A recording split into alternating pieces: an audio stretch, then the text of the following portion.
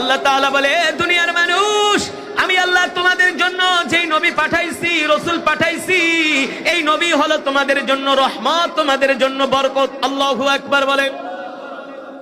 সেই নবীকে নিজের জীবনের চেয়েও ভালোবাসতে হবে, পরিবারের চেয়েও ভালোবাসতে হবে, নিজের দলের চেয়েও, নেতার চেয়েও, নেত্রীর চেয়েও, দেশের চেয়েও, সম্পদের চেয়েও, সব কিছুর চেয়ে আল্লাহর নবীকে ভালোবাসতে হবে।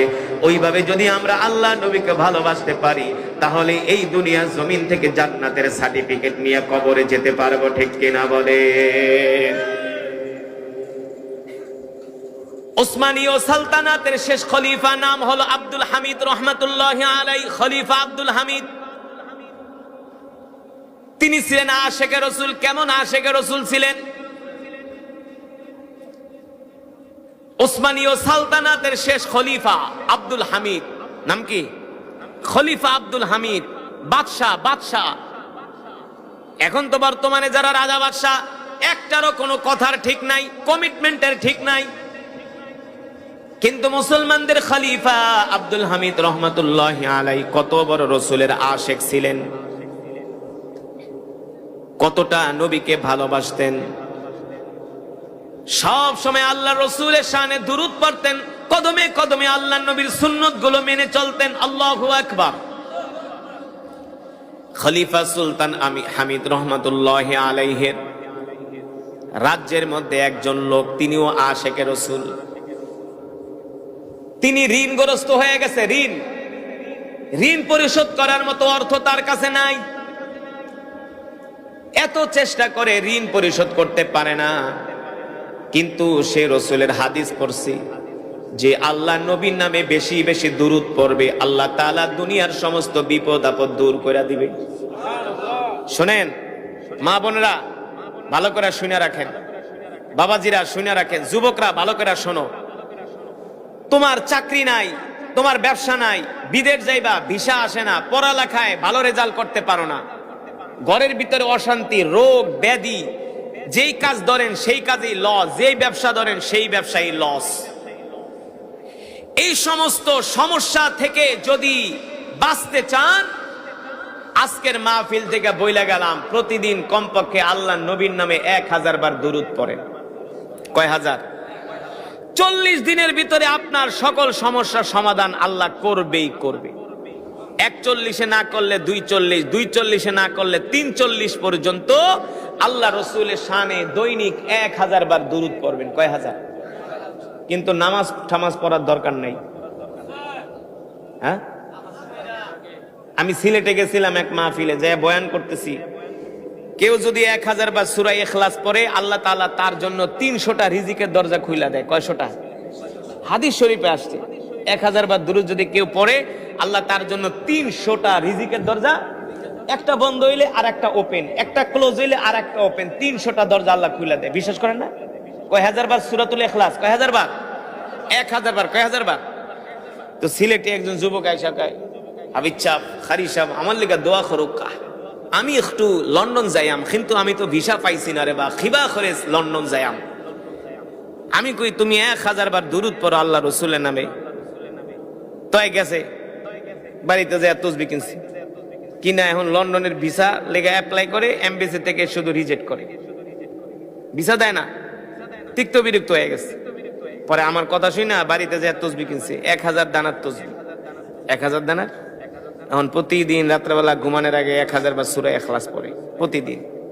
আমি বলছি 40 দিন আমল করো, 41 না হইলে 240, 240 না হইলে 340। তোমার রিজিকে যদি আল্লাহ ভালো কিছু রাখে, লন্ডনের ভিসা যদি তোমার কপালে আল্লাহ রাখে, অবশ্যই তুমি পাবাই পাবা। এটা পরীক্ষিত একটা আমল, পরীক্ষিত একটা আমল।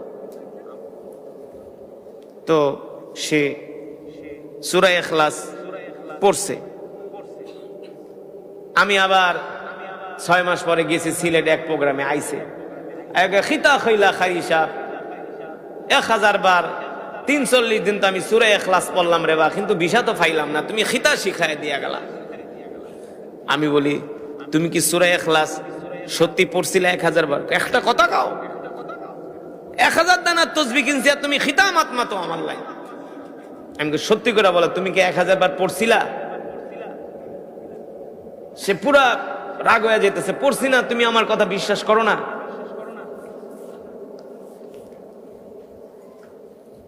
পরে আমি কই, শোনো, তুমি 340 যদি 1000 বার সূরা ইখলাস পড়া থাকো, আসমানের মালিক তো তোমার একটা ফায়সালা করবেই করবে, এটা তো সন্দেহ থাকার কোনো কথা না। এখন তুমি যে 1000 বার সূরা ইখলাস পড়ছো, ঠিক আছে, প্রতিদিন রাত্রে, নামাজটা কি ঠিক মতো পড়ছিলা? এখন পাশের থেকে চাস্তো বেকা, হুজুর নামাজ কিন্তু ঠিক মতো পড়ে নাই, নামাজ পড়ে নাই। তা আপনি নামাজ না পড়ে সূরা ইখলাস পড়লে কোনো লাভ হবে? আগে নামাজ পড়তে হবে, আগে নামাজ পড়তে হবে। তবে দুরুদ এমন একটা আমল, দুরুদ পড়লে এই সওয়াব আপনি পাবেনই পাবেন। দুরুদ এমন একটা আমল, এই দুরুদ পড়লে আল্লাহর দরবারে এই দুরুদ সাথে সাথে কবুল হয়ে যায়। একবার যদি আল্লাহ রাসূলের শানে দুরুদ পড়েন, সাথে সাথে আল্লাহ 10টা গুনাহ মাফ করে দেয়, আপনার 10টা মর্যাদা বাড়ায় দেয়, জান্নাতে যাওয়ার জন্য 10 কদম পথ আল্লাহ আগায় দেয়। যত বড় বিপদ আপদে থাকেন না কেন, আল্লাহ আপনার এই বিপদ দূর করে দেবে। ঋণগ্রস্ত আছেন, ঋণ পরিশোধ করার ব্যবস্থা আল্লাহ করে দেবে। তো যেটা বলছিলাম, খলিফা আব্দুল হামিদ রহমাতুল্লাহি আলাইহির রাজ্যের একজন লোক, রাসূলের আশিক, প্রতিদিন 1000 বার আল্লাহ রাসূলের নামে দরুদ পড়ে। পড়তে পড়তে হঠাৎ করে আল্লাহ রাসূলের সাথে তার ঘুমের ঘরে আল্লাহ রাসূলের জিয়ারত নসিব হয়ে যায়। আল্লাহ নবীকে সে স্বপ্নে দেখে। স্বপ্নে আল্লাহ নবী ডাক দিয়া বলে, এ আশিক, তুমি ঋণগ্রস্ত হয়ে গেছো, ঋণ পরিশোধ করতে পারতেছ না। তবে শোনো, এই রাজ্যের যে খলিফা আব্দুল হামিদ, সে আমার একজন আশিক, তার কাছে যাবা, আগামীকাল সকালে তার কাছে যায় বলবা, আমি নবী বলেছি, যাতে করে সে তোমার ঋণ পরিশোধ করার ব্যবস্থা করে দেয়। সে তোমার ঋণ পরিশোধ করার ব্যবস্থা করে দেয়। কিন্তু শোনো, তুমি যে তার কাছে যে আমার কথা বলবা, তোমার কথার মধ্যে তার সন্দেহ থাকতে পারে, কিন্তু তুমি যে আমাকে সত্যি সত্যি স্বপ্ন দেখছো, এর একটা প্রমাণ আমি দিয়া দেই।